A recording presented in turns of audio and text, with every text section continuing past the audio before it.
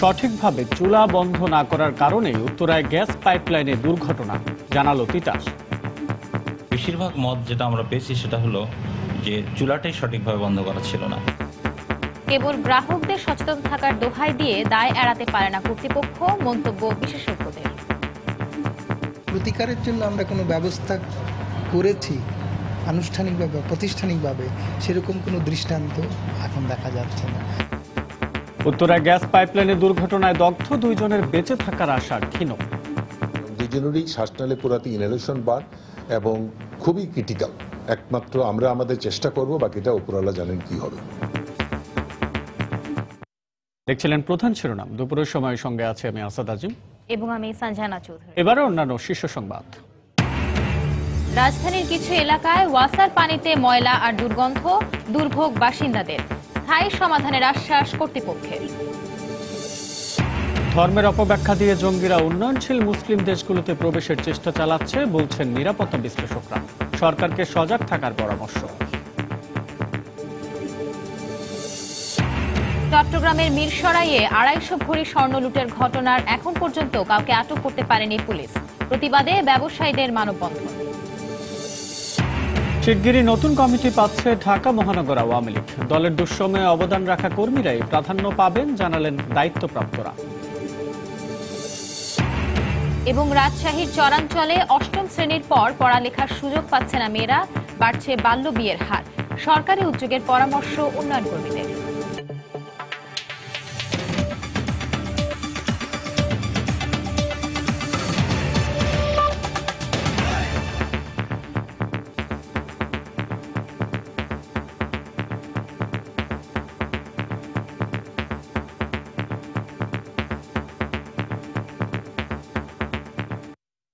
ব্যক্তি পর্যায়ে অসচেতনতা এবং কর্তৃপক্ষের গাফিলতির কারণে গ্যাসের চুলার আগুনে প্রায়ই ঘটছে দুর্ঘটনা।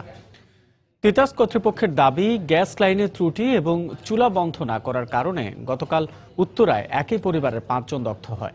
বিশেষজ্ঞরা বলছেন, কেবল গ্রাহকদের সচেতন থাকার দোহাই দিয়ে নিজেদের দায় এড়াতে পারে না কর্তৃপক্ষ। জীবনের জন্য যে খাদ্য তা তৈরিতে রাজধানীবাসীর অতি প্রয়োজনীয় উপাদান গ্যাস, কিন্তু জীবন ধারণের এই উপাদানটিও মাঝে মাঝেই হয়ে উঠছে জীবন নাশের কারণ। শুক্রবার উত্তরায় এমন আগুনেই পুড়ে গেছে গোটা একটি সংসার। এ ধরনের দুর্ঘটনা রোধে গ্রাহক পর্যায়ে অবশ্যই সতর্ক থাকতে হবে। চুলা জ্বালানোর আগে জানালাটা অবশ্যই খুলতে হবে, 5 মিনিট পরে চুলাটা জ্বালাতে হবে। রান্না করার পর অবশ্যই চুলা বন্ধ করা উচিত। ওই সেই একই কথা যে আমাদের গ্যাসের অপচয় হয়, সেটা রোধ হয়, প্লাস যে কোনো ধরনের দুর্ঘটনা থেকে আমরা বাঁচতে পারি। চেক না করলে এই যে যেই সমস্যাগুলো হয় 2 দিন পর পর 3 দিন পর পর যেই ঘটনাগুলো ঘটে, এটার জন্য আসলে খুব মর্মান্তিক। উত্তরার ঘটনায় তিতাস কর্তৃপক্ষের দাবি, চুলা সঠিকভাবে বন্ধ না থাকায় এবং বাসার ভেতরের লাইনে ত্রুটি থাকায় এমনটি ঘটেছে। গতকালকের ঘটনায় বেশিরভাগ মত যেটা আমরা পেয়েছি সেটা হলো যে চুলাটাই সঠিকভাবে বন্ধ করা ছিল না। অবৈধ গ্যাসের সংযোগ, রাস্তা খননকালে আমাদের লাইন ক্ষতিগ্রস্ত করা, এই ক্ষতিগ্রস্ত লাইন থেকেও নির্গত গ্যাস অনেক সময় সিওরেজ লাইন হয়ে মানুষের বাসা বাড়িতে প্রবেশ করে এবং এই দুর্ঘটনার কারণ হয়ে দাঁড়ায়। এসব ছাড়াও রাজধানীতে মাঝে মাঝেই দেখা যায় এমন মৃত্যু ফাঁদ। গ্যাস লাইনের ত্রুটি, দীর্ঘদিনের পুরনো লাইন কিংবা নজরদারির অভাবেও ঘটতে পারে দুর্ঘটনা। বিশেষজ্ঞরা বলছেন, এক্ষেত্রে শুধু গ্রাহকদের সতর্ক থাকার দোহাই দিয়ে দায় এড়াতে পারে না কর্তৃপক্ষ। প্রতিকারের জন্য আমরা কোনো ব্যবস্থা করেছি আনুষ্ঠানিকভাবে, প্রাতিষ্ঠানিকভাবে সেরকম কোনো দৃষ্টান্ত এখন দেখা যাচ্ছে না। কথা আসলেই আসে যে মানুষের যিনি গ্রাহকের সচেতনতা বাড়ানো হবে, এটা দায়িত্ব এড়ানোর কথা। এটা যদি খোলাই থাকে তাহলেও যাতে মানুষ অ্যাক্সিডেন্টে না পড়ে সেই চিন্তা আমাদের করতে হবে। প্রয়োজনে নির্দিষ্ট সময় পরপর বাসায় গিয়ে নজরদারির বিষয়েও গুরুত্ব দিচ্ছেন বিশেষজ্ঞরা।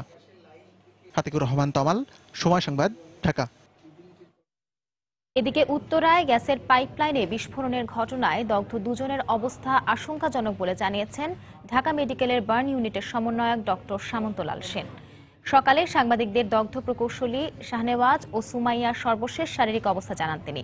সামন্তলাল বলেন, এই দম্পতির শরীরের প্রায় 90% পুড়ে যাওয়ায় জীবন শঙ্কা দেখা দিয়েছে। গতকাল ভোরে শাহনেওয়াজের স্ত্রী বাড়ির রান্নাঘরের চুলায় আগুন জ্বলতে দেখে হঠাৎ করেই গ্যাস লাইনে বিস্ফোরণ ঘটে। মুহূর্তেই আগুন পুরো ঘরে ছড়িয়ে পড়লে শাহনেওয়াজ ও তার স্ত্রী ছাড়াও অন্য রুমে অবস্থান করা তাদের 3 ছেলে আগুনে দগ্ধ হন। তাদের মধ্যে 2 ছেলে গতকাল চিকিৎসাধীন অবস্থায় মারা যান। প্রতিবেশীরা জানান, উত্তরার 13 নম্বর সেক্টরের 3 নম্বর সড়কের একটি বাড়িতে পরিবার নিয়ে বসবাস করতেন আমেরিকান এম্বাসির কর্মকর্তা শাহনেওয়াজ শাহিন। বার্নের পার্সেন্টেজ খুবই বেশি, মোর দ্যান 80%। একইভাবে তার যে ওয়াইফ আমার ভাবি, তারও 85% প্লাস 90। তার ভাবির অবস্থা আরও খারাপ, আজকে যে কোনো সময় হয়তো এক্সপায়ার হয়ে যেতে পারে। তো সবাই তার জন্য দোয়া করবেন এইটুকু। আর আমাদের মানসিক অবস্থা খুবই খারাপ। দুজনই খুবই খারাপ অবস্থা, কারণ এটা দুইজনই, একজন 90% বার্ন আর একজন বোধহয় 80% বার্ন, এবং দুইজনেরই বার্নটা এমন একটা বার্ন যেটা তো একটা বদ্ধ ঘরে হয়েছে, শ্বাসনালী পড়ে গেছে, কোনো জায়গায় ওনারা যেতে পারেনি, এবং দুইজনেরই শ্বাসনালী পোড়াতে ইনহেলেশন বার্ন এবং খুবই ক্রিটিক্যাল। একমাত্র আমরা আমাদের চেষ্টা করব, বাকিটা উপরওয়ালা জানেন কি হবে। রাজধানীর কিছু এলাকায় ওয়াসার পানিতে বেশ কিছুদিন ধরেই ময়লা আর দুর্গন্ধ পাওয়া যাচ্ছে, তাই পানি ব্যবহারে মোটেও স্বস্তি পাচ্ছে না বাসিন্দারা। তাদের অভিযোগ, ওয়াসার পানি চোখে দিলেই জ্বালাপোড়া করছে, পানি ফুটালেও গন্ধ যাচ্ছে না। ওয়াসা বলছে, শীতলক্ষ্যা নদীর পানির দূষণ কমাতে কেমিক্যাল ব্যবহারের কারণেই এই অবস্থা। রিপোর্ট তোহা খান তামিমের। চোখ জলে অসুস্থ হয়ে যায় লোক। আমি দুইবার আমার ওয়াইফকে ডাক্তারের কাছে নিয়েছি। ওয়াসার পানির কারণে অসুস্থ সহধর্মিনীর কথা জানাচ্ছিলেন রাজধানীর বেগুনবাড়ির বাসিন্দা মমতাজ আলী। কিছুদিন ধরে এই এলাকায় ওয়াসার লাইন থেকে আসছে ময়লা ও দুর্গন্ধযুক্ত পানি। শুধু বেগুনবাড়ি নয়, রাজধানীর ওয়ারি, শাহজাহানপুর, গ্রিন রোড, পুরানা পল্টন সহ বেশ কিছু এলাকায় ওয়াসার সরবরাহ করা পানি নিয়ে নানা অভিযোগ এলাকার বাসিন্দাদের। খাওয়া তো দূরের কথা, আমরা পানির কাছেই যেতে পারতেছি, এমন অবস্থা যেমন লাগে সাপ। শ্যাওলা পরে ভাত পাকাইলে ভাতে গন্ধ আসে, থাল বাসন ধুলে থাল বাসনে তো মানে কেমন জানি একটা আস্তে গন্ধ আসে। ফুটানোর পরে পানিগুলো খুব লালচে হয়ে যাচ্ছে, চোখে পানি যাওয়াতে চোখ প্রচন্ড জ্বালাপোড়া করছে। রাজধানীবাসীর জন্য ওয়াসা 78% পানি সরবরাহ করে থাকে গভীর নলকূপ থেকে, আর বাকি 22% পানি আসে নদী থেকে, যেখানে ব্যাকটেরিয়া ধ্বংসের জন্য পানিতে ক্লোরিন মেশাতে হয়। তবে কর্তৃপক্ষ বলছে, স্থায়ী সমাধানের জন্য পরিবেশ বান্ধব, টেকসই ও গণমুখী পানি ব্যবস্থাপনা করতে তারা চেষ্টা করছেন। যেহেতু পানিতে অ্যামোনিয়ার মাত্রা অনেক বেশি থাকে, সেই অ্যামোনিয়াটাকে সাবসাইড করার জন্য আমরা ক্লোরিন ব্যবহার করে থাকি। ক্লোরিনে ঝাঁঝ লাগে এবং একটা গন্ধ থাকে, কাজে খাবার জন্য এটা নট রিকমেন্ডেড। বিশেষজ্ঞদের মতে, ক্লোরিন মেশানো পানি পান করলে হঠাৎ বমি অথবা পাতলা পায়খানা হতে পারে। হঠাৎ করে বমি হতে পারে, পাতলা পায়খানা হতে পারে, বাট বমি বা পাতলা পায়খানা বেশি হলে এমনও হতে পারে যে শক নিয়ে আমরা বলি যে আপনি রোগীর পালস পাওয়া যায় না, ব্লাড প্রেশার পাওয়া যায় না, আনকনশাস হয়ে যায়, শক নিয়ে হসপিটালে ভর্তি হতে পারে। এর সবচেয়ে খারাপ পরিণতি হচ্ছে কিডনি ফেল করতে পারে, যদিও তার পার্সেন্টেজ খুব কম। ভুক্তভোগী এসব বাসিন্দাদের নিকটস্থ ওয়াসার পাম্প থেকে পানি পানের পরামর্শ দিয়েছে ওয়াসা কর্তৃপক্ষ। তোহা খান তামিম, সময় সংবাদ, ঢাকা। ধর্মের অপব্যাখ্যা দিয়ে জঙ্গিরা উন্নয়নশীল মুসলিম দেশগুলোতে প্রবেশের চেষ্টা করছে বলে মনে করেন নিরাপত্তা বিশ্লেষকরা। এ অবস্থায় জনগণকে সচেতন করার পাশাপাশি রাষ্ট্রের আইনশৃঙ্খলা রক্ষাকারী ও নিরাপত্তা বাহিনীকে সজাগ থাকার পরামর্শ দিয়েছেন তারা। সকালে রাজধানীর গুলশানে জঙ্গিবাদ বিষয়ক এক গোলটেবিল বৈঠকে এ কথা বলেন তারা। মধ্যপ্রাচ্য সহ ঝুঁকিপূর্ণ অঞ্চলে কর্মরত প্রবাসী বাংলাদেশিদের খোঁজ খবর রাখার উপর গুরুত্ব দেন বক্তারা। বাংলা ভাইয়ের ফাঁসির মাধ্যমে স্বস্তি ফেরা বাংলাদেশে জঙ্গিবাদ নতুন করে আলোচনায় আসে ইতালীয় নাগরিক তাবেল্লা সিজার হত্যার মধ্য দিয়ে। এরপর ধর্মীয় সংখ্যালঘু, ব্লগার ও বিদেশিদের উপর চালানো একের পর এক ঘটনায় আইএসের সংশ্লিষ্টতার দাবি তোলে জঙ্গিবাদ পর্যবেক্ষণকারী মার্কিন প্রতিষ্ঠান সাইট ইন্টেলিজেন্স। বাংলাদেশ সরকার তাদের এই বার্তাকে ভিত্তিহীন দাবি করলেও মার্কিন যুক্তরাষ্ট্র ও ইউরোপের বিভিন্ন দেশের উদ্বেগের মুখে বিষয়টি সব মহলে চিন্তার কারণ হয়ে দাঁড়ায়। শনিবার রাজধানীর গুলশানে আয়োজিত জঙ্গিবাদ বিষয়ক আলোচনা সভায় বক্তারা বলেন, বাংলাদেশের মতো দেশে ধর্মের অপব্যাখ্যা দিয়ে জঙ্গি সংগঠনগুলো আস্থানা গাড়ার অপচেষ্টা চালাচ্ছে। মালয়েশিয়ার মতো একটি সেকুলার দেশে 3 মাস আগে একটা 2জন মালয়েশিয়ান সুইসাইড বম্বার 30 জনকে মেরে ফেলছেন। What is happening, how this killing, targeted killing করছেন। কাজে এইটা আমরা আমাদেরকে ডিপলি দেখা উচিত। We should not brush aside just like that, এই পড়াশোনা না করে। এ অবস্থায় জনগণকে সচেতন করার পাশাপাশি রাষ্ট্রের আইনশৃঙ্খলা বাহিনীর সদস্যদেরকে সজাগ থাকার পরামর্শ দেন তারা। জঙ্গিবাদ এবং বিশেষ করে মৌলবাদের যদি বিস্তার রোধ করতে হয়, একটা বিরাট জাগরণের দরকার আমাদের দেশে, এবং যেখানে সব থেকে বড় ভূমিকা পালন করতে হবে আমাদের ইসলামী চিন্তাবিদ, আমাদের মসজিদের ইমাম। আদর্শ মানেই হলো একটা ভালো জিনিস, সন্ত্রাসবাদের মধ্যে কোনো আদর্শ থাকতে পারে না, এবং ওটাকে যদি আমরা করতে চাই, ফেস করতে চাই, সেটা আদর্শ দিয়েই করতে হবে। আমাদের যে ঐতিহ্য, আমাদের যে সংস্কৃতি, আমাদের যে সহমর্মিতার সংস্কৃতি, শান্তির যে সংস্কৃতি, সেটাকে সামনে নিয়ে আসা দরকার। এছাড়া মধ্যপ্রাচ্য সহ ঝুঁকিপূর্ণ অঞ্চলে কর্মরত প্রবাসী বাংলাদেশিদের খোঁজ খবর রাখার পাশাপাশি মাদ্রাসা ও ইসলামী সংগঠনের নামে বাংলাদেশে আসা আর্থিক অনুদানের তদারকির পরামর্শ দেন তারা। আমাদের মধ্যপ্রাচ্যে যে বিরাট জনসংখ্যা রয়ে গেছে, তারা কিন্তু ভীষণ এক্সপোজ, তারা আইসোলেটেড, একা থাকে, মনটা এমনি তাদের ভারাক্রান্ত থাকে এবং তারা কন্টিনিউয়াসলি বিং বম্বার্ডেড যে তাদেরকে ওই ওয়াহাবি ধারণা, এবং তারা যে দেশে টাকা পাঠাচ্ছে ইসলামের নামে, তারা আল্লাহর নামে যে ইয়ে করছে, এই টাকাটা কোথায় যাচ্ছে, কিভাবে হয়তো ফাইন্যান্সিং হচ্ছে, তারা এগুলো জানে না। প্রতিটি মাদ্রাসার রেজিস্ট্রেশন থাকতে হবে। যত বিদেশি অর্থায়ন মাদ্রাসার মধ্যে আসবে, সবগুলো অর্থায়ন মনিটর করতে হবে এবং সবগুলো সরকারের মাধ্যমে আসতে হবে।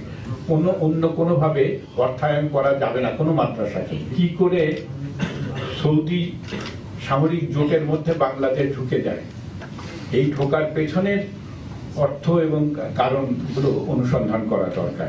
বাংলাদেশে আইএসের সরাসরি কোনো অস্তিত্ব নেই এ ব্যাপারে একমত পোষণ করলেও কিছু কিছু জঙ্গি সংগঠন তাদেরকে অনুসরণের প্রয়াস চালাচ্ছে বলেও অভিমত ব্যক্ত করেন বক্তারা। তারেকুজ্জামান শিমুল, সময় সংবাদ, ঢাকা।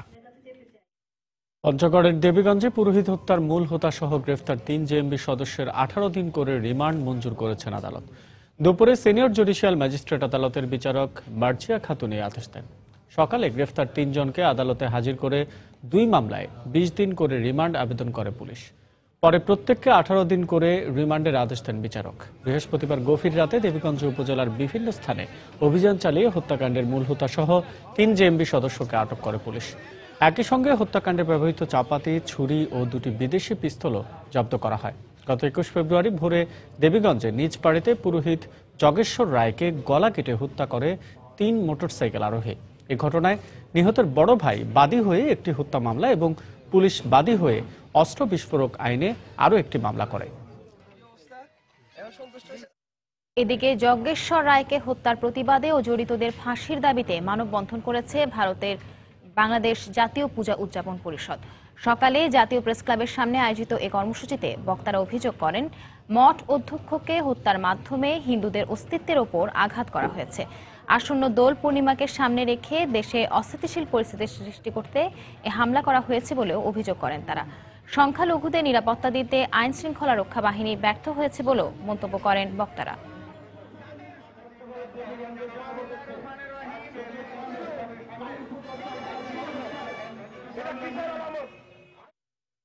চট্টগ্রামের মিরসরাইয়ে বোমা বিস্ফোরণ ও গুলি করে 250 ভরি স্বর্ণ লুটের ঘটনায় এখন পর্যন্ত কাউকে আটক করতে পারেনি পুলিশ। স্বর্ণ লুটের প্রতিবাদে মানববন্ধন করেছেন ব্যবসায়ীরা। এ ঘটনায় গতরাতে অজ্ঞাত 7 থেকে 8 জনকে আসামি করে জোরারগঞ্জ থানায় একটি মামলা করেন জুয়েলার্সের মালিক। চট্টগ্রামের মিরসরাই থেকে আতিয়ার সজলের পাঠানো তথ্য, জুলহাস তালুকদারের ছবি নিয়ে ডেস্ক রিপোর্ট। বোমা ফাটিয়ে ও গুলি করে চট্টগ্রামের মিরসরাইয়ের বাজারে শামীম জুয়েলার্সের 250 ভরি স্বর্ণ লুটের ঘটনার প্রতিবাদে রাস্তায় নেমে এসেছেন 5 শতাধিক ব্যবসায়ী। শনিবার সকালে বারৈয়ারহাট বাজারে মানববন্ধন করেন তারা। ব্যবসায়ীদের অভিযোগ, দুর্বৃত্তদের বিরুদ্ধে পুলিশ কোনো আইনি ব্যবস্থা না নেয় এ বাজারে বারবার ডাকাতির ঘটনা ঘটছে। আমি তখন মসজিদ থেকে বাইরে দেখলাম যে সম্পূর্ণ রোড ফাঁকা, একটা লোকও নাই। তখন আমি আমার সন্দেহ হলে আমি তাড়াতাড়ি দোকানে আসলাম, দেখলাম যে আমার দোকান চুরি হয়ে চলে গেল, সব লোক চলে গেছে। আমার ছেলে হাউ করে কাঁদতেছে। এট এ টাইম কিছু গুলির আওয়াজও শুনলাম, শোনার পরে কেউ আর ভয়ভীতির কারণে নিচে নামি নেয়। এরপরে এরা 1 মিনিটের মধ্যে ডাকাতি করে স্বর্ণ দোকান থেকে বিপুল পরিমাণে স্বর্ণ অলংকার নিয়ে এরা চলে গেছে। 2012 সালের 30 ডিসেম্বর সেটা আমার দোকান ডাকাতি হয়েছে, as a same group, but আমরা কোনো কিছু পাইনি। প্রশাসন কোনো সহযোগিতা করে না এবং আমার দোকান থেকে আমার যাবতীয় যত খাতাপত্র ছিল ওগুলো সব নিয়ে গেছে, সেগুলো আমি 20,000 টাকা দিয়ে থানা থেকে আনতে হয়েছে। এ ঘটনায় শুক্রবার রাতে শামীম জুয়েলার্সের মালিক শাহাবুদ্দিন বাদী হয়ে অজ্ঞাতনামা 7 থেকে 8 জনকে আসামি করে জোরারগঞ্জ থানায় একটি মামলা করেন। একাধিক টিম এখনো পর্যন্ত রাত থেকে এখনো পর্যন্ত বাইরে আছে। আমরা আশা করছি অচিরেই এই ঘটনার প্রকৃত যারা জড়িত তাদেরকে আমরা শনাক্ত করে আইনের আওতায় আনতে পারবো। এদিকে ঘটনাস্থল পরিদর্শন করেছে সিআইডির একটি তদন্ত দল। সময় সংবাদ, চট্টগ্রাম। দুপুরের সময় আরো থাকছে। অমর একুশে গ্রন্থমেলার শেষ শিশু প্রহরে ক্ষুদে পাঠকের ভিড়। পছন্দের শীর্ষে সায়েন্স ফিকশন, হরর গল্পের বই। খুব শিগগিরই নতুন কমিটি পাচ্ছে ঢাকা মহানগর আওয়ামী লীগ। ঢাকা দক্ষিণ ও উত্তর এই দুই ভাগে ভাগ করে ইতোমধ্যেই কমিটির খসড়া দলের সভানেত্রীর কাছে জমা দিয়েছেন দায়িত্বপ্রাপ্ত নেতারা। সময় সংবাদকে একথা জানিয়েছেন তারা। নেতারা জানান, কমিটি গঠনের ক্ষেত্রে দলের দুঃসময়ে অবদান রাখা কর্মীদেরই প্রাধান্য দেওয়া হয়েছে। তবে দলের ভারপ্রাপ্ত সভাপতি এম.এ. আজিজের মৃত্যুতে কমিটি গঠন নিয়ে নতুন করে ভাবতে হচ্ছে নীতি নির্ধারকদের। তাসিনা জেসির প্রতিবেদন। সর্বশেষ 2012 সালের 27 ডিসেম্বর অনুষ্ঠিত হয়েছিল ঢাকা মহানগরের সর্বশেষ কাউন্সিল। তবে পূর্ণাঙ্গ কমিটি এখনো ঘোষণা করা হয়নি। এক যুগেরও পুরনো কমিটি দিয়ে চলছে ঢাকা মহানগর আওয়ামী লীগ। গত বছর ঢাকা মহানগরকে উত্তর ও দক্ষিণ দুই ভাগে ভাগ করে খসড়া কমিটি গঠনের জন্য দায়িত্ব দেওয়া হয় দলের কৃষি ও সমবায় বিষয়ক সম্পাদক ডক্টর আব্দুর রাজ্জাক ও আন্তর্জাতিক সম্পাদক ফারুক খানকে। যাচাই বাছাই করে ইতোমধ্যেই খসড়া কমিটি দলের সভানেত্রীর কাছে জমা দেওয়া হয়েছে বলে জানিয়েছেন তারা। তৃণমূল পর্যায়ে আমাদের যারা নেতৃত্ব আছেন তাদের সঙ্গে আলোচনা করে একটা খসড়া তৈরি করেছি এবং সেই খসড়া আমরা আমাদের মাননীয় সভানেত্রী মাননীয় প্রধানমন্ত্রীর কাছে ইতিমধ্যে দিয়েছি। এটা একটা চূড়ান্ত পর্যায়ে আছে। আমি মনে করি আর কিছুদিনের মধ্যে এটা ঘোষণা করা হবে। দুই নেতা আরও জানান, নগরের ভারপ্রাপ্ত সভাপতির মৃত্যু কিছুটা হলেও প্রভাব ফেলেছে কমিটি গঠনের ক্ষেত্রে। প্রস্তাবিত কমিটির একজন অবশ্যই পটেনশিয়াল প্রার্থী ছিলেন, কাজেই সেই বিবেচনা একটু প্রভাব পড়বে, একটু থমকে যাবে। আমাদেরকে নতুন করে আবার চিন্তা ভাবনা করতে হবে। ঢাকা মহানগর উত্তর এলাকায় যাদেরকে ত্যাগী নেতা হিসেবে আমরা জানি, তাদের অনেককেই এই নতুন মহানগর কমিটি, তারপর বিভিন্ন থানা ওয়ার্ড কমিটিতে তাদেরকে আনা হয়েছে। অতীতে বিশ্বস্ততা এবং সততা নিষ্ঠা এই বিষয়গুলো সর্বোচ্চ গুরুত্ব দেওয়া হয়েছে। দলের যুগ্ম সাধারণ সম্পাদক জানান, কেন্দ্রীয় কাউন্সিলের আগেই ঢাকা মহানগর আওয়ামী লীগের কমিটি ঘোষণা করা হবে। আজিজ সাহেব ইন্তেকাল করাই অন্তকে তার মৃত্যুর অন্তকে 40টা দিন আমরা চাই যে অন্তকে এই শোকাবহ দিনগুলো পার করেই নতুন কমিটি দেওয়ার। সেই কারণেও আমাদের কিছুটা বিলম্ব হচ্ছে। এরই মধ্যে মহানগরের অধীন সকল থানা, ইউনিয়ন ও ওয়ার্ড কমিটির কাউন্সিল সম্পন্ন হয়েছে বলে জানিয়েছেন আওয়ামী লীগ নেতারা। তাহসিনা জেসি, সময় সংবাদ, ঢাকা। ইউপি নির্বাচনে প্রার্থী দিতে না পেরে বিএনপি নির্বাচন কমিশনের কাঁধে দোষ চাপাচ্ছে বলে মন্তব্য করেছেন খাদ্যমন্ত্রী অ্যাডভোকেট কামরুল ইসলাম। দুপুরে রাজধানী শিল্পকলা একাডেমিতে এক আলোচনা সভায় তিনি একথা বলেন। সামরিক ছাউনিতে জন্মগ্রহণ করা দলটি কোনো অবস্থাতেই তৃণমূলে সংগঠিত হতে পারে না। কোনো ভালো মানুষ তারা প্রার্থী খুঁজে পাচ্ছে না। এমনও জায়গা আছে যে সমস্ত জায়গায় তার প্রার্থীর সংকট, অথচ তারা সেই সংকটটাকে আড়াল করার জন্যে, তাদের নিজের সমস্যাকে আড়াল করার জন্যে আজকে দৈনিক নির্বাচন কমিশনকে দোষ দিচ্ছে। মীর কাসিম আলী সবচেয়ে জঘন্যতম ব্যক্তি, সবচেয়ে দুর্ধর্ষ ব্যক্তি। ওরাল এভিডেন্স, ডকুমেন্টারি এভিডেন্স সমস্ত কিছু পর্যালোচনা করে তাকে মৃত্যুদণ্ড তার প্রদান করা হয়েছে। আমাদের সবার প্রত্যাশা, বাংলাদেশের সকলের প্রত্যাশা, এই দুর্ধর্ষ যুদ্ধাপরাধীর ট্রাইব্যুনাল যে রায় দিয়েছে সেই রায় ইনশাআল্লাহ আপিলের ডিভিশনে বহাল থাকবে। জাতীয় কাউন্সিলের পর সরকার পতনের আন্দোলনে নামার প্রস্তুতি নিচ্ছে বিএনপি। সকালে জাতীয় প্রেস ক্লাবে এক আলোচনা সভায় এ তথ্য জানান দলটির ভাইস চেয়ারম্যান অবসরপ্রাপ্ত মেজর হাফিজউদ্দিন আহমেদ। দলের নেতাকর্মীদের পদ পদবীর লোভ ছেড়ে সংগঠিত হওয়ারও আহ্বান জানান তিনি। বেগম খালেদা জিয়ার নেতৃত্বে আগামী দিনে এই কাউন্সিলের পরে আমরা মাঠে নামতে চাই। অনেক তুচ্ছ তাচ্ছিল্য করা হচ্ছে যে বিএনপি কোনো দল নাই, মাঠে নামার ক্ষমতা নাই, এদের কোমরে জোর নাই। আমরা যারা এখানে আছি, আমরা কোনো পদ পদবীর লোভে না গিয়ে আমরা ইনশাআল্লাহ আগামী দিনে মাঠে নামতে চাই দেশের স্বার্থে, জনগণের স্বার্থে, বাংলাদেশের উন্নতির স্বার্থে। এই ফ্যাসিস্ট সরকারকে আমরা ক্ষমতার মঞ্চ থেকে বিদায় করতে চাই। আগামীকাল 10টি বিশেষ অর্থনৈতিক অঞ্চলের উন্নয়ন কাজ উদ্বোধন করবেন প্রধানমন্ত্রী শেখ হাসিনা। দেশের বিভিন্ন এলাকায় অর্থনৈতিক অঞ্চল প্রতিষ্ঠার বিষয়েও ঘোষণা আসতে পারে।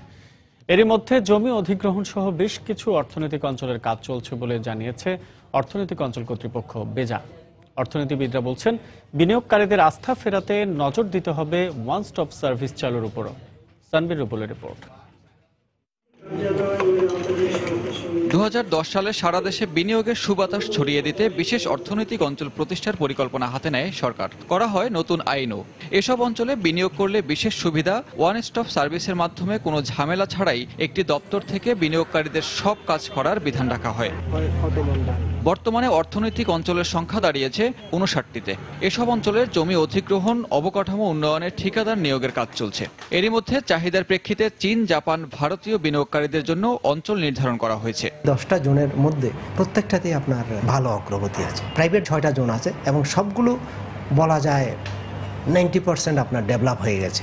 আব্দুল মোনেম ইকোনমিক জোনে এই বছরই আপনার উৎপাদনে যাওয়ার পরিকল্পনা আছে। আর মংলাতে আমরা আশা করতেছি এটা আগামী বছর ডিসেম্বরের মধ্যে সেখানেও আপনার শিল্প স্থাপন হয়ে যাবে এবং উৎপাদনে যাওয়া সম্ভব হবে। রোববার সারা দেশে অনুমোদন পাওয়া অর্থনৈতিক অঞ্চলগুলোর মধ্যে 10টির উন্নয়ন কাজ উদ্বোধন করবেন প্রধানমন্ত্রী। তবে অর্থনৈতিক অঞ্চলগুলোতে ঠিক সময়ে বিনিয়োগ পরিবেশ গড়ে তোলার পরামর্শ অর্থনীতিবিদদের। সরকারকে এখানে একটা ভাইটাল রোল প্লে করতে হবে অ্যাজ এ প্লেয়ার, আবার রেগুলেটর, দুটো হিসাবে, এবং এখানে যেন কনফ্লিক্ট অফ ইন্টারেস্ট না হয়। যেহেতু এখানে ব্যক্তি খাতের প্রতিষ্ঠানও আছে এবং তাদের সরকারি খাতের নিজের প্রতিষ্ঠান আছে, এখানে কিন্তু যদি বিমাতা সুলভ আচরণ করা হয় তাহলে কিন্তু ব্যক্তি খাতের প্রতিষ্ঠান দাঁড়াতে পারবে না। যদি ওয়ান স্টপ সার্ভিস বা ওই ধরনের কিছু করতে পারি তাহলে কিন্তু এই পরিকল্পনাগুলো বাস্তবায়নের মুখ দেখবে। আগামী 15 বছরে সারা দেশে 100টি অর্থনৈতিক অঞ্চল প্রতিষ্ঠা করা হবে।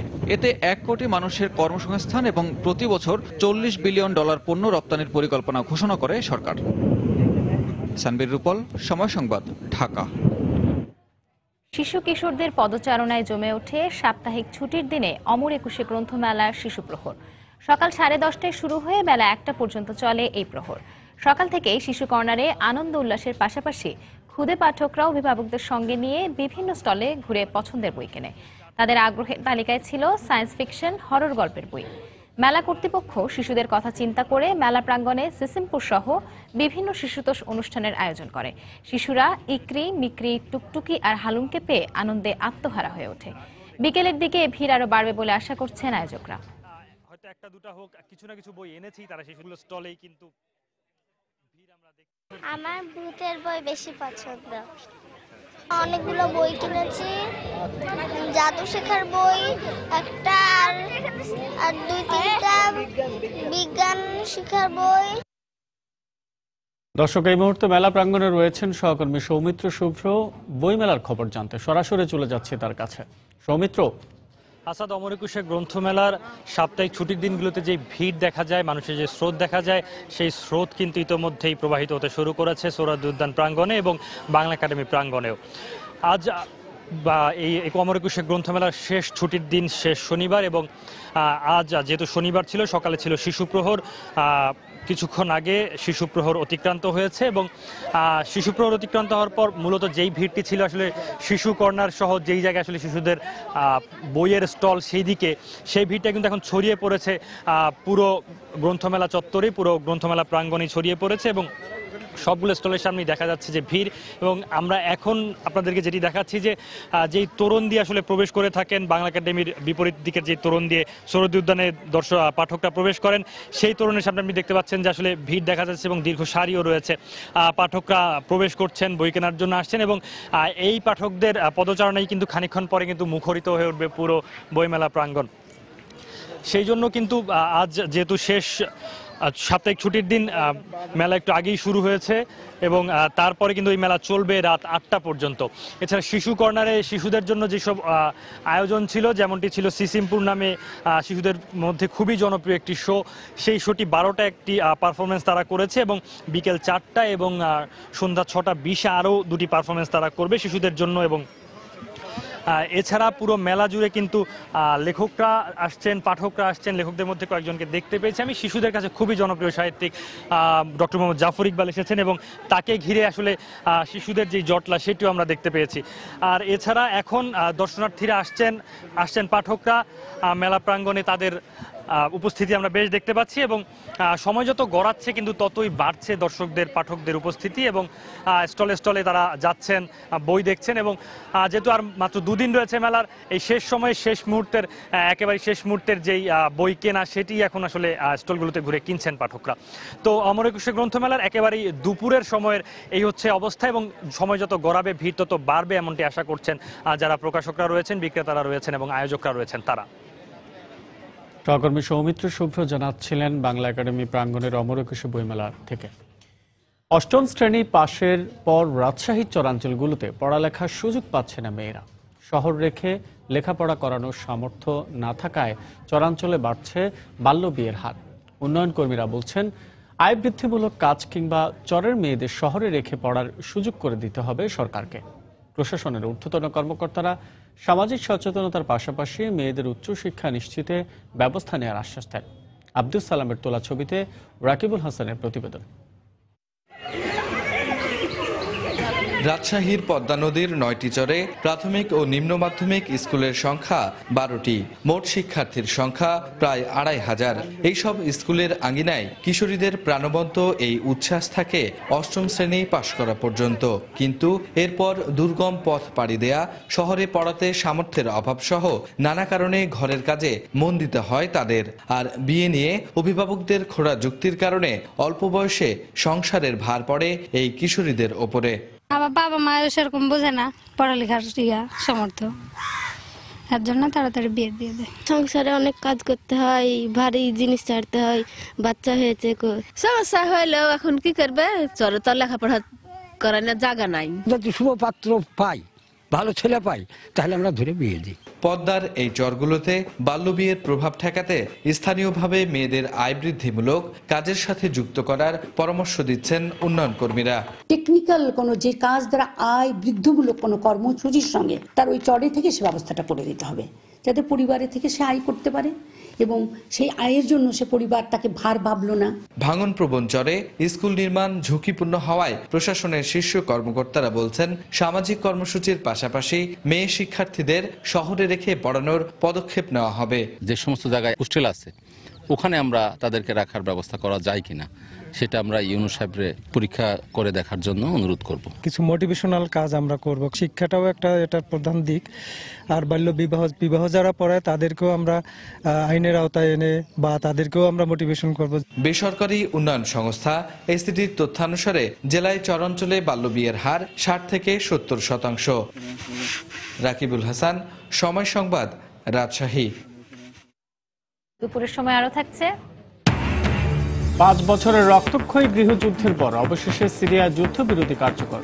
আলেপ্পো ও লাতাকিয়ার বেশ কয়েকটি এলাকা এখন শান্ত।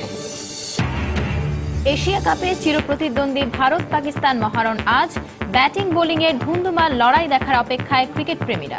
সাতক্ষীরায় 2 ফসলি জমিতে অতিরিক্ত ফসল হিসেবে জনপ্রিয় হয়ে উঠেছে সরিষার চাষ। বীজ রোপণের পর সীমিত সময়ে ফসল তুলতে পারায় সরিষা চাষে আগ্রহী হচ্ছেন চাষিরা। কৃষি বিভাগ বলছে, খুব সহজেই 2 ফসলের জমিতে তৃতীয় ফসল হিসেবে সরিষা আবাদ সম্ভব। মমতাজ আহমেদ বাপির তথ্য ছবি নিয়ে দেখুন ডেস্ক রিপোর্ট। সাতক্ষীরা সদর, কলারোয়া ও তালা উপজেলা সহ বিভিন্ন এলাকায় বিঘার পর বিঘা জমিতে উচ্চ ফলনশীল সরিষার চাষ করা হয়েছে। মৌমাছিদের গুনগুন শব্দে মুখরিত হচ্ছে সরিষা ক্ষেতের হলুদ জমিন। পোকামাকড়ের আক্রমণ ঠেকাতে কীটনাশক ব্যবহারে ব্যস্ত সময় পার করছেন চাষিরা। আর খরচের তুলনায় দাম ভালো পাওয়ায় সরিষা চাষে ঝুঁকছেন চাষিরা। কম সময়ের মধ্যে ফসলগুলো হয় আমাদের খুব উপকার। সরিষাটা ভেঙে পরবর্তীতে আবার একটা নতুন ফসল করব। অল্প সময়ে আমরা এই সরিষা চাষ করে অধিক লাভবান হই। ভালো সরিষা হচ্ছে এবং কৃষক আমরা লাভবান হচ্ছে। এদিকে সরিষা আবাদের মাধ্যমে 2 ফসলি জমিকে 3 ফসলে রূপান্তর করা সম্ভব বলে জানিয়েছেন জেলার কৃষি কর্মকর্তা। স্বল্প দিনের উচ্চ ফলনশীল সরিষা আবাদের জন্য পরামর্শ দেওয়া হয়েছে, যার ফলে রূপা আমন আবাদের পর সরিষা আবাদ করে বড় আবাদ করা সম্ভব। জেলায় এবছর 8,900 হেক্টর জমিতে সরিষার চাষ করা হয়েছে। গত বছরের তুলনায় যা 1,500 হেক্টর বেশি বলে জানায় কৃষি বিভাগ। সময় সংবাদ, সাতক্ষীরা। রংপুর বিভাগের 8 জেলায় গ্যাস সংযোগের দাবিতে গাইবান্ধায় মানববন্ধন করেছে রংপুর বিভাগ সমিতি ঢাকা। সকালে গাইবান্ধা শহরের কাচারি বাজার এলাকায় এই মানববন্ধন কর্মসূচি পালন করা হয়। এতে গাইবান্ধার পাশাপাশি কুড়িগ্রাম, দিনাজপুর সহ রংপুর বিভাগ সমিতির নেতাকর্মীরা অংশ নেন। রংপুর বিভাগ সমিতি ঢাকার সভাপতি অ্যাডভোকেট আব্দুল্লাহ আল নাসিরের সভাপতিত্বে মানববন্ধনে বক্তারা বলেন, রংপুর বিভাগে গ্যাস না থাকায় এই অঞ্চলের ব্যবসা বাণিজ্যের আশানুরূপ প্রসার ঘটছে না।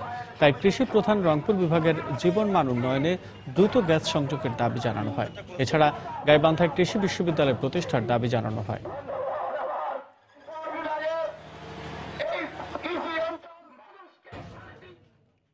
সিলেট নগরীর পানি সমস্যা নিরসনে সুরমা নদীর উপর নির্ভর করে নির্মাণ করা হয়েছে ওয়াটার ট্রিটমেন্ট প্ল্যান্ট, কিন্তু নদী শুকিয়ে যাওয়ায় 132 কোটি টাকার এ প্ল্যান্ট থেকে পানি সরবরাহ পুরোপুরি বন্ধ রয়েছে। বেকার হয়ে পড়েছেন এখানকার জেলেরাও। এ অবস্থায় নগর কর্তৃপক্ষ নদী পাড়ের মানুষ সুরমা নদী ড্রেজিং করার দাবি জানিয়েছেন। পানি উন্নয়ন বোর্ড জানিয়েছে এ ধরনের কোনো পরিকল্পনা তাদের নেই। নওশাদ আহমেদ চৌধুরীর ছবিতে আব্দুল আহাদের রিপোর্ট। শহরতলির কুশিঘাট এলাকায় সুরমা নদী পানি শুকিয়ে যাওয়ায় বর্তমানে পরিণত হয়েছে বিশাল খেলার মাঠে। পানি রয়েছে মাত্র 20 থেকে 30 ফুট জায়গায়, তাও আবার হাঁটু পরিমাণ।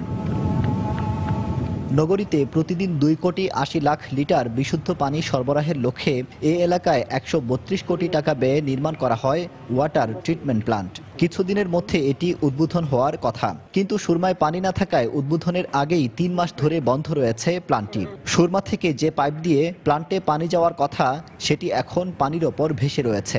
নদীতে আসলে পর্যাপ্ত পরিমাণ পানি না থাকার কারণে একটা পন্টন তৈরি করা হয়েছে, কিন্তু ফার্মগুলো এখন আনা হয় নাই। ফার্মগুলো ইন্ডিয়া থেকে চিটাগাং পোর্টে আসছে। 15 মাসের ভিতরে তারা আনার পরে এগুলো স্থাপন করা হবে। তারপরে আমার আশঙ্কা যে পর্যাপ্ত পরিমাণ পানি আসলে আসবে না।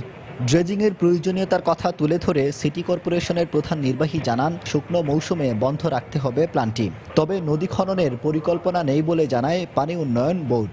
পানির যে প্রবাহ আছে এবং নাব্যতা যদি না থাকে ঠিকমতো, তাহলে তো অবশ্যই সমস্যা দেখা দেবে। যদি ড্রেজিং করা শুরু হয় সেই ক্ষেত্রে আমার মনে হয় যে সমস্যা অনেকখানি মিটবে। এই মুহূর্তে সিলেট অংশে কোনো ড্রেজিং হচ্ছে না। হ্যাঁ, আমাদের মাঠ পর্যায়ে এখনো ব্যাপারে আমাদের কোনো এখনো পাওয়া যায়নি, হয়তো ভবিষ্যতে আসতে পারে। এদিকে শুধুমাত্র কুশিঘাট এলাকায় 600 জেলে পরিবারের বাস। নদী শুকিয়ে যাওয়ায় তারাও হয়ে গেছেন বেকার। নদীটা এই মৌসুমে শুকাই গিয়া সমস্যা করে গিয়ে আমরা জাল ধরে বাইতাম পারি না। এই 15-16 বছর ধরে আর আপনার নদী শুকা নিয়ে এই সিজনে মাছ মিলে না। 6 মাস তো শুকাই যায়, গান কুচ্ছু নাই, কুচ্ছু মিলে না জাল ধরি। সুরমা নদীর ড্রেজিং অর্থমন্ত্রীর অন্যতম একটি নির্বাচনী প্রতিশ্রুতি। আব্দুল আহাদ, সময় সংবাদ, সিলেট। ফিরে চলো মাটির টানে এ স্লোগানে বর্ণাঢ্য আয়োজনে যশোরে চলছে 5 দিনব্যাপী লোক সংস্কৃতি উৎসব। এতে গান গেয়ে হাজার হাজার দর্শক মাতাচ্ছেন 2 বাংলার লোকশিল্পীরা। এই উৎসবকে ঘিরে যশোরের সংস্কৃতি মনা মানুষের বিনোদনে যোগ হয়েছে নতুন মাত্রা। তাই দেশীয় সংস্কৃতি রক্ষায় সারা দেশে এমন আয়োজনের দাবি জানালেন তারা। জুয়েল মৃধার পাঠানো তথ্য ও ছবি নিয়ে ডেস্ক রিপোর্ট।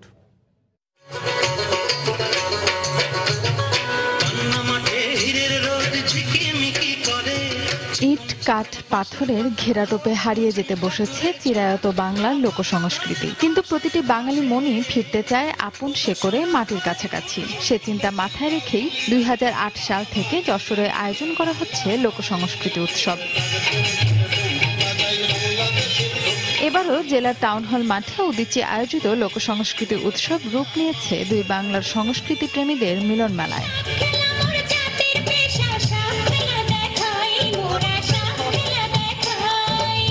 পথে প্রান্তরে ছড়িয়ে থাকা বাউল, জারি, সারি সহ লোকযোগানের আসর যেন থামার নয়। বাংলাদেশের জলের গান, দিদার বাউল আর ভারতের প্রখ্যাত শ্যামসুন্দর বাউল, রাজুবল সহ 2 দেশের 37টি দলের মনোমুগ্ধকর পরিবেশনা মন মাতাচ্ছে হাজারো সংস্কৃতিপ্রেমী। এদিকে 2 বাংলার মানুষের সাংস্কৃতিক বন্ধন সুদৃঢ় করতে এই উৎসবের আয়োজন করা হচ্ছে বলে জানালেন আয়োজকরা। এই ধরনের গানগুলো আমাদের থেকে হারাতে বসেছে।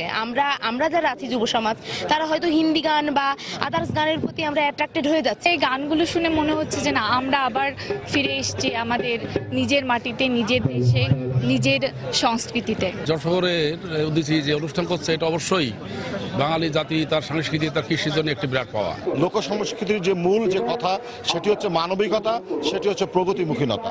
আমরা এই 3টে উপজীব্যকে সামনে রেখে এ বাংলার ও বাংলার সাংস্কৃতিক কর্মীদের এবং শিল্পীদের নিয়ে এসে এই অনুষ্ঠানের আয়োজন করেছি। গত 24শে ফেব্রুয়ারি শুরু হওয়া এই লোকসংস্কৃতি উৎসব শেষ হবে 28 ফেব্রুয়ারি। সময় সংবাদ, যশোর।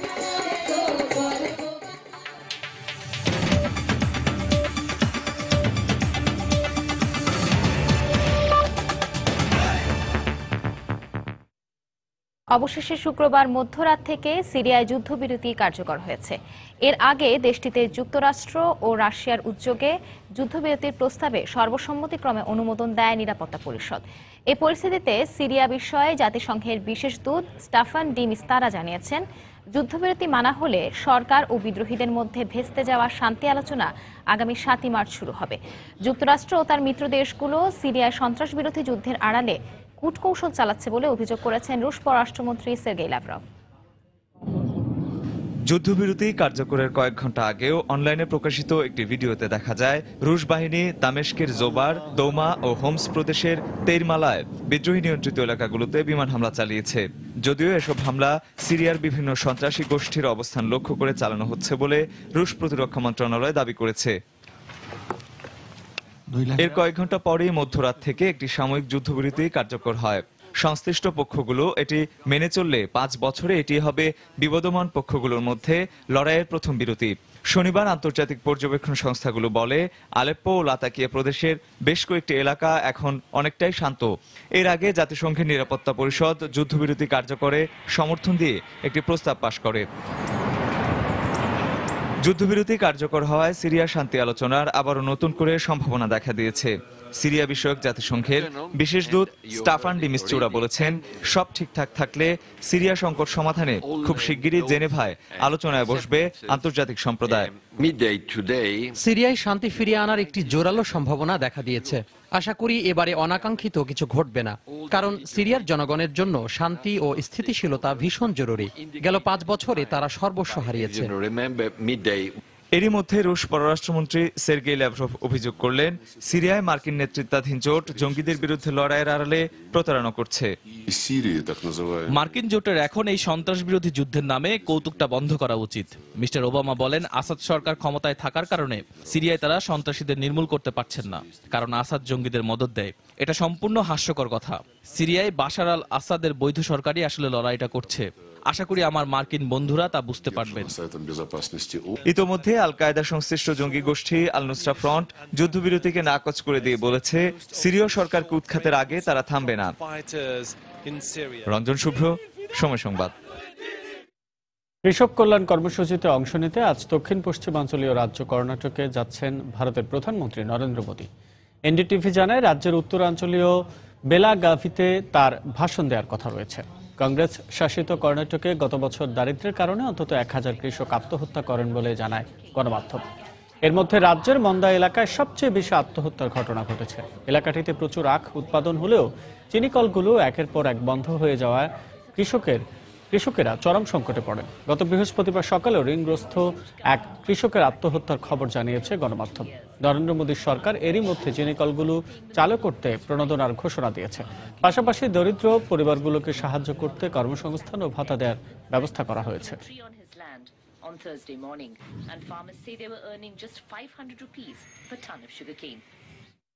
পশ্চিমবঙ্গের বীরভূমে বোমা বিস্ফোরণে অন্তত 2 জন নিহত হয়েছে।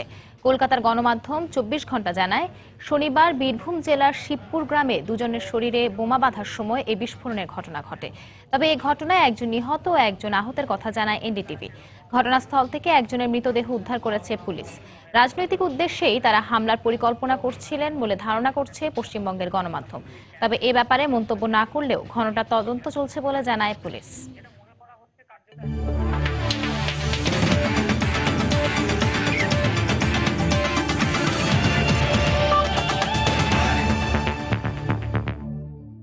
হাই ভোল্টেজ ম্যাচে মুখোমুখি হবে চির প্রতিদ্বন্দ্বী ভারত ও পাকিস্তান। আরো নির্দিষ্ট করে বললে, ভারতের ব্যাটিং আর পাকিস্তানের বোলিংয়ের ধুন্ধুমার লড়াই। যদিও সাম্প্রতিক পারফরমেন্স বিবেচনায় নিজেদের এগিয়ে রাখছেন ভারতের ব্যাটসম্যান রোহিত শর্মা, তবে ইনজুরির কারণে এই ম্যাচে টিম ইন্ডিয়ার অধিনায়ক মহেন্দ্র সিং ধোনির পরিবর্তে খেলতে পারেন পার্থিব প্যাটেল। অন্যদিকে দলের পেস আক্রমণের উপরই আস্থা পাকিস্তানের অধিনায়ক শহীদ আফ্রিদি। মিরপুর শেরেবাংলা স্টেডিয়ামে শনিবার বাংলাদেশ সময় সন্ধ্যা 7:30টায় শুরু হবে এই ম্যাচটি। শেষ ওভার, 4 বলে পাকিস্তানের দরকার 9 রান, হাতে 1 উইকেট। ভারতীয় স্পিনার রবিচন্দ্র অশ্বিনের করা সে ওভারে 2 বলে 2 ছক্কা হাঁকিয়ে পাকিস্তানকে ম্যাচ জেতান বুম বুম শহীদ আফ্রিদি। 2 বছর আগে এশিয়া কাপে এমনই এক ম্যাচ উপহার দিয়েছিল কোহলি মিসবারা। ভারত পাকিস্তান ম্যাচ এমন টানটান উত্তেজনার জন্ম দিয়েছে বহুবার। তবে শক্তিশালী ব্যাটিং লাইন আপ আর দারুণ ছন্দে থাকা ভারতকে কাগজে কলমে এগিয়ে রাখছেন অনেক ক্রিকেট বিশ্লেষকই। টি-20-তে আগের 6 দেখায় 5 বারই ভারত জয় পাওয়ায় সমর্থকরাও পান জোর গলায় বিতর্ক করার সাহস। কিন্তু ইনজুরির কারণে ম্যাচের আগের দিন অনুশীলন করেননি টিম ইন্ডিয়ার অধিনায়ক মহেন্দ্র সিং ধোনি। গুঞ্জন শোনা যাচ্ছে পাকিস্তানের বিপক্ষে তার পরিবর্তে মাঠে নামতে পারেন পার্থিব প্যাটেল। তবে সাম্প্রতিক পারফরম্যান্সের বিবেচনায় নিজেদেরই এগিয়ে রাখেন ভারতীয় ব্যাটসম্যান রোহিত শর্মা। আমাদের এই দলটা অনেকদিন ধরে একসঙ্গে খেলছে। পাকিস্তানের বোলিং আক্রমণ শক্তিশালী, তবে আলাদা করে কাউকে নিয়ে পরিকল্পনা নেই আমাদের। নিজেদের স্বাভাবিক খেলাটা খেললেই ম্যাচ জিততে পারবো আশা করি। অন্যদিকে ভারত 5 বার এশিয়া কাপে ট্রফি জিতলেও পাকিস্তান জিতেছে মাত্র 2 বার।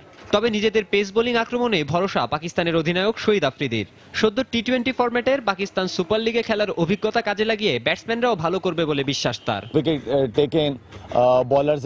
অতীত পরিসংখ্যান নিয়ে ভাবছি না, ভারতীয় ব্যাটিং লাইন আপ দুর্দান্ত, আমাদের বোলাররাও ভালো ফর্মে আছে। পিএসএল এ ব্যাটসম্যানরাও ছন্দে ছিল, আমরা ম্যাচের শুরু থেকেই ওদের চাপে ফেলতে চাই। এশিয়া কাপে এর আগে মুখোমুখি 11 দেখায় 5 বার জয় পেয়েছে দুদলই। একই ফ্রেমে দুই চির প্রতিদ্বন্দ্বী। ম্যাচ যখন ভারত বনাম পাকিস্তান, তখন পরিসংখ্যান বা ইতিহাসের ধার নয়, বড় হয়ে ওঠে দুদলের নামের ভার। এশিয়া শ্রেষ্ঠত্বের লড়াইয়ে যখন মুখোমুখি দুই পরাশক্তি, তখন পুরো ক্রিকেট বিশ্ব হয়তো বুঁদ হয়ে থাকবে এক জমজমাট লড়াইয়ে। ফতুল্লার খান সাহেব ওসমান আলী স্টেডিয়াম থেকে মাকসুম আলম খান, সময় সংবাদ। এদিকে কাল শ্রীলঙ্কার বিপক্ষে মাঠে নামবে স্বাগতিক বাংলাদেশ। তাই আজ সকাল থেকে ইউনাইটেড কমার্শিয়াল ব্যাংকের মিরপুর শাখায় শুরু হয়েছে এ ম্যাচের টিকিট বিক্রি। ভারত পাকিস্তানের ম্যাচের টিকিট নিয়ে নানা বিশৃঙ্খলার সৃষ্টি হলেও এখন পর্যন্ত কোনো ঝামেলা ছাড়াই চলছে বাংলাদেশ শ্রীলঙ্কার টিকিট বিক্রি প্রক্রিয়া। সংযুক্ত আরব আমিরাতের বিপক্ষে বাংলাদেশের জয়ের পর শ্রীলঙ্কার বিপক্ষে ম্যাচকে ঘিরে টাইগার ভক্তদের মনে তৈরি হয়েছে বাড়তি উত্তেজনা। তাই এই ম্যাচের টিকিট কিনতে শুক্রবার রাত থেকে ইউসিবির মিরপুর শাখায় ভিড় জমায় টিকিট প্রত্যাশীরা। আজ সকাল থেকে শুরু হয় বাংলাদেশ শ্রীলঙ্কা ম্যাচের টিকিট বিক্রি প্রক্রিয়া। তবে কোনো রকম বিশৃঙ্খলা ছাড়াই অনেক টিকিট পেয়ে যেমন সন্তুষ্ট, তেমনি অনেকেরই দাবি দীর্ঘ সময় লাইনে দাঁড়িয়ে থাকার ফলে বেশি মূল্য দিয়ে টিকিট কিনতে হচ্ছে তাদের। তবে সবকিছু ছাপিয়ে ম্যাচটিতে বাংলাদেশে জিতবে এমনটাই মনে করছেন টাইগার ভক্তরা।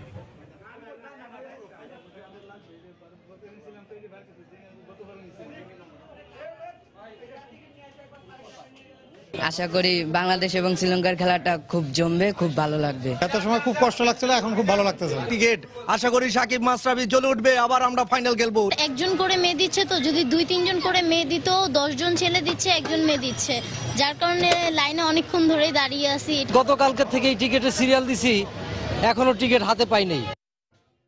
টি-20 ফরম্যাটে আরও ভালো করতে হলে 3 জন বিশেষজ্ঞ ব্যাটসম্যান প্রয়োজন বলে জানান বাংলাদেশ ক্রিকেট বোর্ডের সভাপতি নাজমুল হাসান পাপন। একই সাথে টেস্টেও আরও উন্নতি করা দরকার বলে মনে করেন তিনি। এছাড়া প্রতিপক্ষ যে দলেই হোক না কেন, জয়ের লক্ষ্যেই টি-20 বিশ্বকাপে বাংলাদেশ খেলবে বলে বিশ্বাস পাপনের। ভালো ভালো প্লেয়ার আছে আমাদের, কিন্তু টি-20 এবং টেস্ট এই দুটাতে আমরা এখনো পিছিয়ে আছি। টি-20তে আমি যেটা দৃঢ়ভাবে বিশ্বাস করি, ইউনিট হিটার্স, আপনার কিছু ব্যাটসম্যান দরকার যারা নাকি 4-6 মারতে পারবে, কুইক আপনাকে কিছু রান দিয়ে যাবে।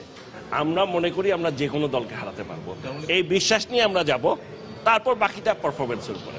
টি-20 জন্য আমাদের আরো 3টা স্পেশালিস্ট টি-20 ব্যাটসম্যান দরকার, সেইটা আমরা নেক্সট 1 বছরের মধ্যে খুঁজে বের করবো। এটাই হচ্ছে আমাদের পরিকল্পনা। দুপুরের সময় এই পর্যায়ে শীর্ষ সংবাদ জানিয়ে দিচ্ছি আরো একবার। সঠিকভাবে চুলা বন্ধ না করায় উত্তরায় গ্যাস পাইপলাইনে দুর্ঘটনা, জানালো তিতাস।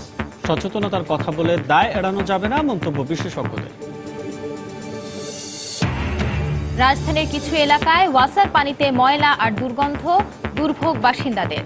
স্থায়ী সমাধানের আশ্বাস কর্তৃপক্ষের। ধর্মের অপব্যাখ্যা দিয়ে জঙ্গিরা উন্নয়নশীল মুসলিম দেশগুলোতে প্রবেশের চেষ্টা চালাচ্ছে বলছে নিরাপত্তা বিশ্লেষকরা। সরকারকে সজাগ থাকার পরামর্শ। চট্টগ্রামের মিরসরাইয়ে 250 ভরি স্বর্ণ লুটের ঘটনায় এখন পর্যন্ত কাউকে আটক করতে পারেনি পুলিশ। প্রতিবাদে ব্যবসায়ীদের মানববন্ধন। এবং এশিয়া কাপে চির প্রতিদ্বন্দ্বী ভারত পাকিস্তান মহারণ আজ। ব্যাটিং বোলিং এর ধুন্ধুমার লড়াই দেখার অপেক্ষায় ক্রিকেট প্রেমীরা। এই ছিল দুপুরের সময়ে। যে কোনো খবর পেতে ভিজিট করুন সময়নিউজ.tv আর সঙ্গেই থাকুন সময়।